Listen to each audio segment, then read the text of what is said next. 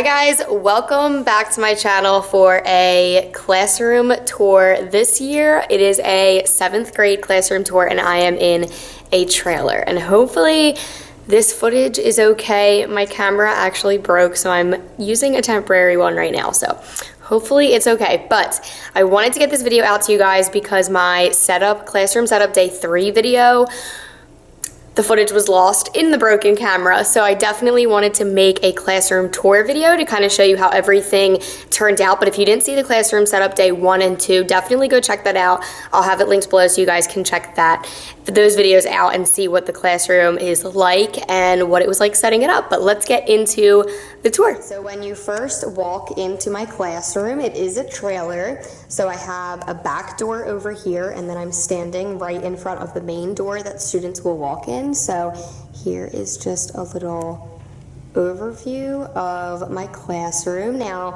the desks will not stay like this due to COVID. I'm not really sure how they're going to be set up yet. As of right now, we are not having any plans of kids coming into the building at all. So we are staying 100% virtual until further notice, so I'm not really too worried about the desks. But when you first walk in, I have this little storage cabinet, and I don't have that much in here. I kind of just keep some cleaning supplies, extra work that I have, textbooks. These are just like extra trash bags. I feel like you never know when you need to have some of them.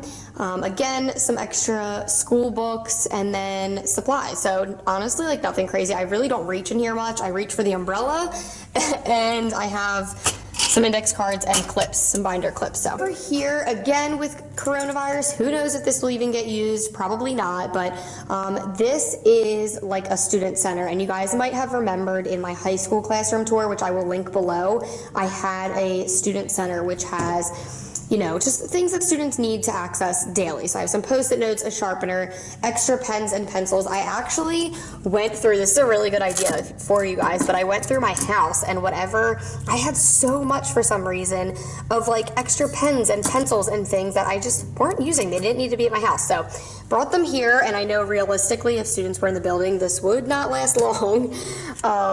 But I have that there, and then I made this last year where there are clothespins that are supposed to be on there, and if they hand in an assignment that doesn't have a name on it, and then I hang it up there, and that has worked great for students to be able to go and check their assignment if they got a 0 in something and they're like, but I know I handed it in. I'm like, well, your name probably wasn't on it. So I know that's not really relevant right now, doing everything digitally, but that is what I keep there. And then I do have some bins for makeup work, which obviously I just stacked them because again, this is just not even useful at the moment, and then just extra loose leaf. So always I have a student center because I just think that's really important that they have their own little space. If they need anything, it's there and available. And over here is kind of like random on the walls, but this is my desk area. So I did try to make it look as nice as I can, like background wise, because we are 100% virtual. This is kind of what the students see as my background. So this is not pretty, but you know what, I don't really have any other place to put it. I just have a printer on the cart, and then this is just like extra storage bins, which I always think are good for if you need to bring things home. And then I have an extra board, and then some signs, Christmas lights. These are on Amazon, amazing, super, super cheap. And then over here, oh, my diffuser turned off. But over here, I have just a cute little bookshelf that my principal was nice enough to get for me. I keep a letter board here. You guys may remember this from my virtual classroom setup tour, where I had these Christmas lights and then I had the letter board. But I just have some of my own personal photos, books, anything like that on here. And then I know this is like messy too. I try to cover up with my like extra bag, but you know what, whatever. It is what it is. I'm just showing you guys what's working for now. And again, it's not like I have students coming into this class anytime soon, so it doesn't need to look perfect. It works for me for now. I have my mini fridge, a little table, and then this just has extra supplies in here.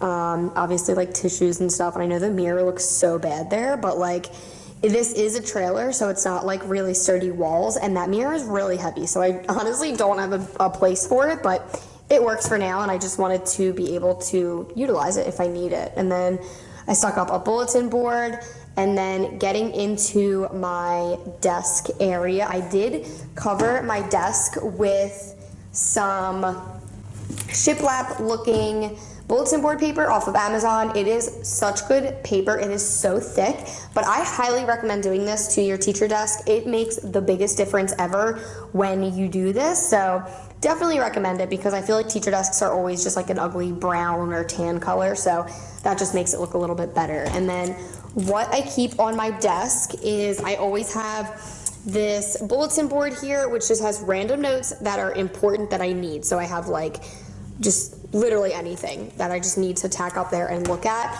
I have my monitor, and then I put my laptop right here, and then that's my charger, and then the HDMI, and then that way I can see the students on this screen, and then I can present my screen on my laptop, which 100% recommend. I don't know how I would be teaching if I did not have two screens, so it is really, really nice that we have that option of using a monitor. And I'm not going to go through my desk drawers or anything. There's honestly I'll just show you one. There's not really anything in them. So I have some supplies that I need, and then I do have some snacks and random things, but I don't keep a lot in the desk. And this, you may remember again from one of my YouTube videos, this is a 31 bag, and it is so helpful to keep this on my desk with whatever I need. So these are learning objectives, and originally I got this idea from 5'1" teacher, and she put Velcro stickers on it, and then she would stick it on her board every day. But I obviously don't really need to do that, so I just kind of keep them in here, and it comes really in handy just being able to look at my objectives this way and plan them out for the week rather than looking up the PDF online, because you guys know, if you're a teacher, how long that PDF is. So this makes it a little bit easier. And then I do have these, which I got off of TPT. I honestly don't use these anymore. I made those ones, but it's an agree and disagree. But I honestly don't even use these anymore, but I just keep them here if I need them. A little calendar, which I always need some sort of calendar, because I just feel like I'm looking at that thing all the time. And then inside of here are just everyday things. Right now we're reading Holes in one of my classes. This is my school planner. I have a random notebook, which, oh my gosh, there's everything in this notebook. I just literally keep, anytime I need to jot down any important notes, students who aren't doing well, contacts home, literally anything random, I will write it in this book. This is my agenda. I always keep a hard copy of whether students are present or absent. Highly recommend doing that. You don't even know how many times, countless times, I've looked back at when my students were in class, late, absent. It's just easier to have a hard copy of that. And then I have class rosters, which I honestly don't even need that anymore. And this is the HMH curriculum textbook that we are using. So just a couple important materials to keep my desk. I do not like a lot on my desk, because during the day, there's just things everywhere. I have my laptop, notebooks, agendas, planners. I pretty much keep everything in there open on this desk throughout the day. So it's nice at the end of the day to just be able to put it away when I'm done with it. And then I just keep pencils, pens, and Post-it notes. Post-it notes are my absolute favorite school supply. So I use them a million times a day. Oh, and then my little name tag that Aunt 3D printed for me years ago. I just keep that there. So that is my little teacher desk area. Obviously there's a lot more in this area, but this is the only spot that's really being utilized in the classroom right now. I have my board and brush welcome sign, and then over here I purchased these on TPT I think last year, and then I just laminated them. Super simple, and I just randomly put them in places. Christmas lights on Amazon, rug is off of Amazon, Stay Focused is probably this sign here, that's probably from Home Goods or Marshalls or something. I swear Christmas lights makes everything just look so much nicer, and lamps, oh my gosh, I don't even turn on this main light, these lights. So these ones I keep on during the day, these I just turn off, and I keep all the lamps on. And I just literally got these lamps from anywhere. That old lamp came with our house that we never used. This was an old one, and this was an old one that Aunt and I spray painted. Well, he spray painted. And then this was another old one from our office that we just did not use at home. So I brought them to my class. I think using lamps, Christmas lights, any alternative lights besides these fluorescent ones warm up the space so much, and my students have told me multiple times how much better and nicer it is for them and how much they really enjoy it. So I highly recommend using any type of alternative lighting than what comes in the classroom. And then I have a random table over here because I have another teacher who comes and teaches in my classroom during period 1. That is my prep period. So I put her desk over here. I had it over here, but due to COVID and teaching at the same time, because I had a coverage one time, and it just got a little noisy. So it's just easier to have her over here. She has her own little space, and so she teaches over here. And then we have my back door.